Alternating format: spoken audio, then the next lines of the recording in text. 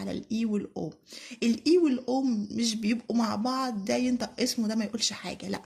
ال والاي هيبقوا مع بعض، ال سكون للحرف، الاي سكون لحرف ال هتبقى ل. ل. الام هتضم الاو، مو. مو.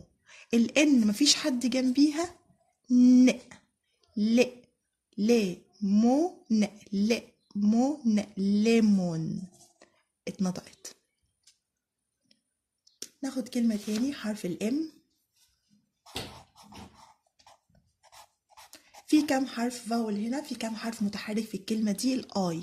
الاي لوحديها سكون للحرف اللي قبليها او بتتنطق ا، يبقى م. م. ل.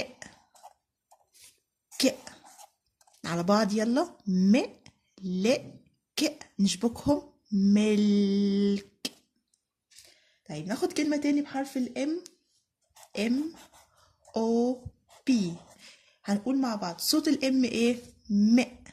م. مين جنبيها؟ الاو. في حد تاني؟ لا.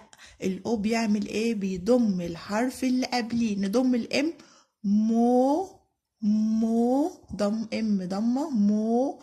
والبي ب. مو ب. مو ب. موب. الاو ممكن في الامريكان اللي هم البريطانيين الامريكانيين بينطقوا الاو فتحه، زي هات، ماب.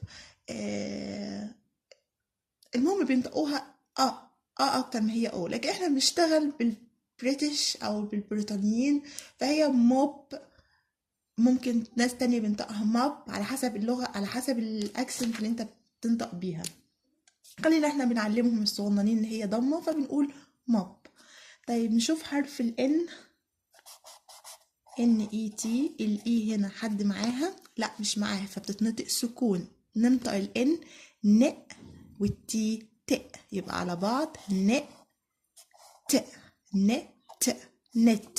لما يتعلم مقاطع صغننه كده، لما تجيله كلمه كبيره هيعرف ينطقها. تعالوا زي كلمه كبيره زي ان يو ام بي اي ار. طيب اليو بقى، اليو مشكلتنا اليو صوتها اه ن ن با با كا سا. انطقوها كده معايا عشان تعرفوها. ن ن ما ن با سا like sun. كا